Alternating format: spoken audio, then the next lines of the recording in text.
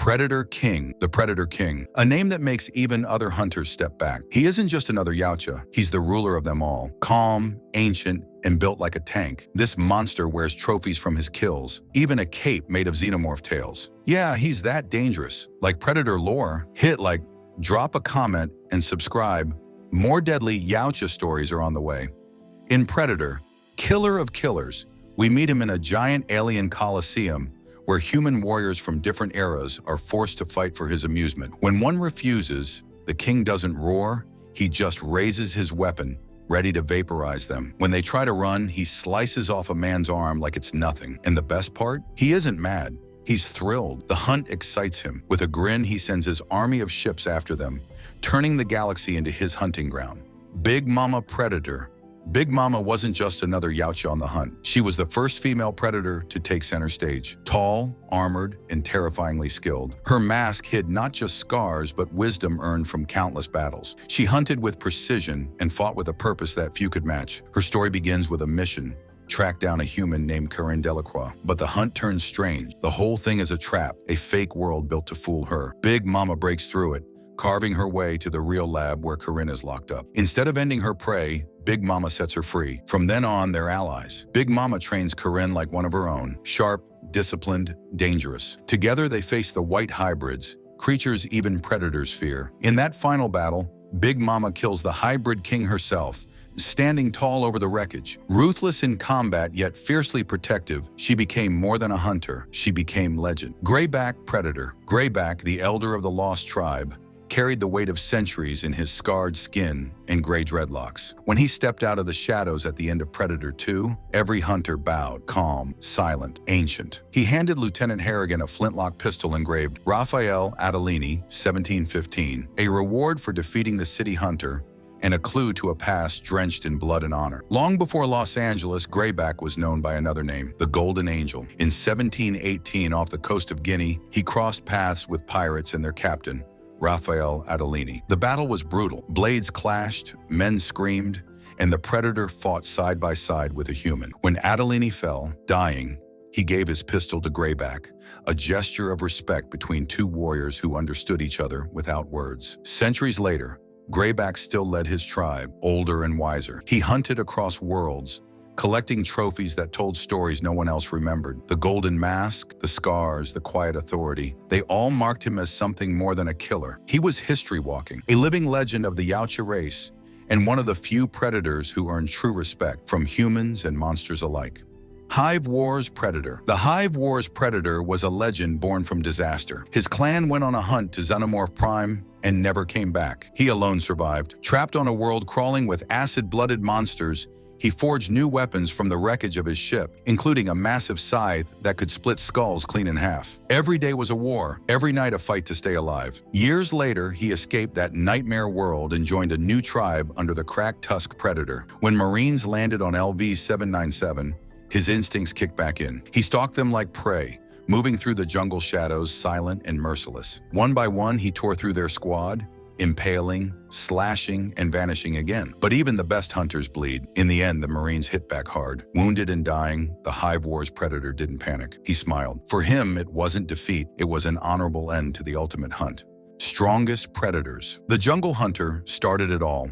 A silent, cold killer stalking the steamy jungles of Valverde. He tore through elite soldiers like they were nothing, manhandling 2 full teams before facing the Dutch. Every move was calculated, every kill personal, but his pride cost him. Instead of finishing Dutch, he toyed with him, and that tiny mistake turned fatal. Still, few Yautja ever showed that level of control and dominance on their first hunt on Earth. Then came Wolf, the cleaner, the fixer, the one who handled other predators' messes. Sent to Gunnison, Colorado, he hunted through fire and blood, wiping out xenomorphs and even a predallion. His fight ended in a nuke blast, but his composure under chaos made him one of the deadliest Yautja ever sent to Earth. Ahab, the old warrior, hunted not for sport but obsession. His target wasn't a human or xenomorph, it was an engineer, and he actually killed it. No other predator pulled that off. And then there's Prince, the peak, the apex. He fought Marines, Xenos, predallions, even an alien queen, and survived it all. Brutal,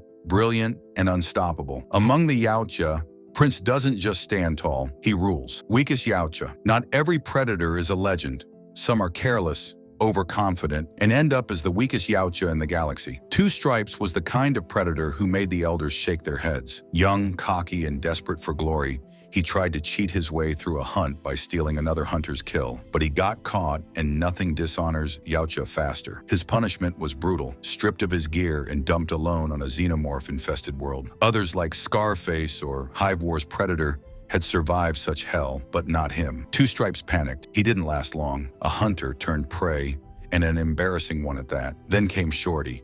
Small, reckless, and mean, he picked fights he couldn't win. He went against Machiko Noguchi, a human who earned her hunter mark and paid the price. Twice, he cheated, got beat, and finally got a wrist blade through the chest. Shorty's story ends like his name, Short, and the primal predator?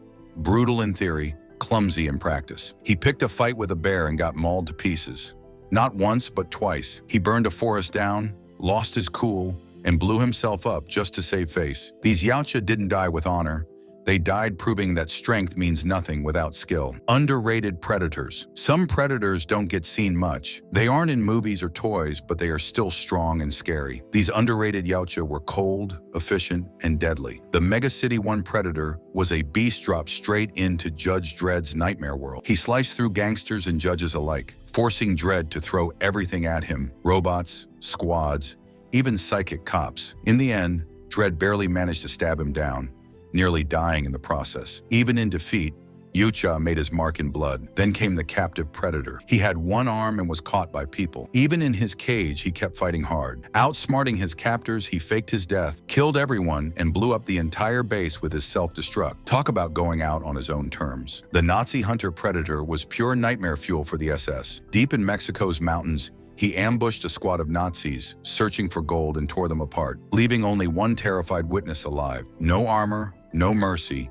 just cold justice. The ancient predator from Homeworld showed that age doesn't dull the blade. Over 1,000 years old, he hunted down 3 rogue Yautja who disgraced the code, killing them all with brutal precision. Even in his twilight years, he fought like a god. Lightstepper, the one-handed survivor, fought Marines, xenomorphs, even a Predallion, and lived through it all. Smiley, calm, but deadly, slaughtered a hive of Xenos, and faced down a queen alone, walking away half-blind but victorious. And the South China Sea predator, a hidden legend. He killed over 100 soldiers, wrestled an alligator, and rode a hoverboard through the swamp. A true killing machine lost to time. Bad blood predators. The bad bloods, the outcasts, the killers, the ones even predators fear to hunt. On Yautja Prime, 3 young hunters went wild. They slaughtered their own kind, stole a ship, and crashed onto Earth. The Yellowstone forest turned red before an ancient predator rose from retirement. Old, scarred, and silent, he cut them down one by one, proving that wisdom still outlasts rage. Then came Twakase and Decoded, 2 blood-crazed sons trained by a mother who later hunted them herself. Akili faced her own spawn in battle,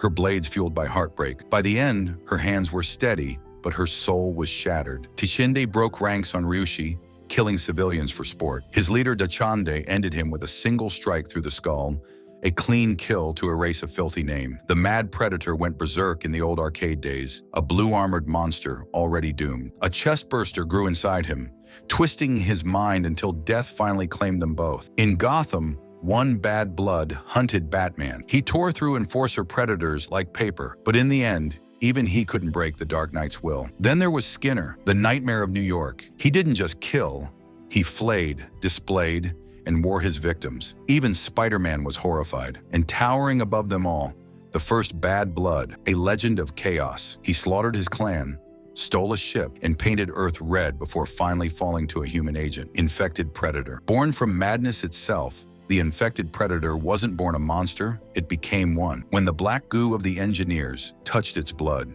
everything changed. Muscles swelled, bones cracked, and new arms tore through its skin. The infection stripped away honor, leaving only raw, blind rage. Stronger than most Yautja, it ripped through aliens like paper, crushing skulls with animal fury. But power came with a curse. No mind, no code, just chaos. Once a proud hunter, now a walking nightmare, the infected predator stands as proof that even the mighty Yautja can fall to their own strength. Enforcer Predator, Clad in bright white armor and a spiked mask, the enforcer predator wasn't a hunter of trophies, he was the law. When a crazed bad blood slaughtered his clan and fled to Earth, the enforcer dropped from the stars to bring justice. His mission was simple but brutal: find the traitor, end him, and restore honor. He tore through humans and chaos to track his mark, even surviving explosions that shredded his armor. When the final duel came, the enforcer fought like a storm, blades flashing, roars echoing through the trees. But the bad blood was relentless. In a cruel twist, the outlaw used the enforcer's own weapon against him, impaling him through the chest. Wounded but proud, the enforcer asked a human ally to end his suffering. His hunt ended in death, but his resolve made him one of the most respected Yautja of all time. Yautja youngling, the younglings, the smallest and wildest of the Yautja. Think teenage hunters with short dreadlocks, lean bodies, and too much energy to stay still. They play with wooden sticks and copy the older hunters. Some behave, some don't. They watch the real hunts and wish they could be part of them. They're not strong yet, not deadly yet, but every scar and bruise brings them closer to earning the mask. So which predator stood out to you the most? Got a favorite or one that surprised you? Tell me in the comments. I'm curious what you think. And if you enjoy these wild Yautja stories, make sure to subscribe so you don't miss the next one. See you in the next hunt.